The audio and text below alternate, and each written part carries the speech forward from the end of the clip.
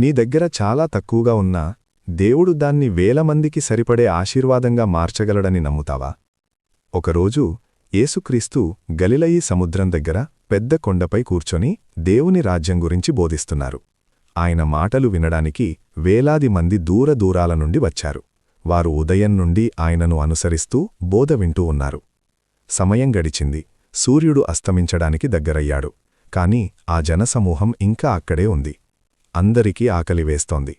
అప్పుడు శిష్యులు యేసు దగ్గరకు వచ్చి చెప్పారు, ప్రభువా, ఇది అరణ్య ప్రాంతం, సమయం కూడా ఆలస్యమైంది. ప్రజలను గ్రామాలకు పంపుదాం, వారు తమకు తాము ఆహారం కొనుక్కుంటారు. కాని యేసు వారిని చూసి ఆశ్చర్యపరిచే మాట చెప్పారు, వారికి మీరు ఆహారమివ్వండి. శిష్యులు ఆశ్చర్యపోయారు. అక్కడ వేలాది మంది ఉన్నారు, అంతమందికి ఆహారం ఎక్కడ నుండి వస్తుంది?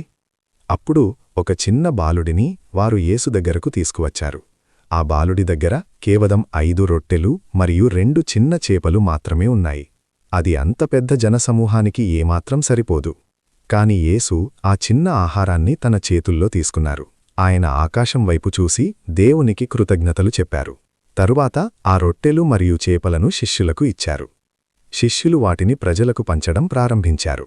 అప్పుడు అద్భుతం జరిగింది. పంచుతూనే ఉన్నారు, కాని ఆహారం తగ్గలేదు. మరింతగా వస్తూనే ఉంది. వేలాది మంది ప్రజలు తిన్నారు. అందరూ తృప్తిగా తిన్నారు. ఆ రోజు అక్కడ 5,000 మంది పురుషులు మాత్రమే ఉన్నారు. మహిళలు మరియు పిల్లలు కలిపితే ఇంకా ఎక్కువ మంది.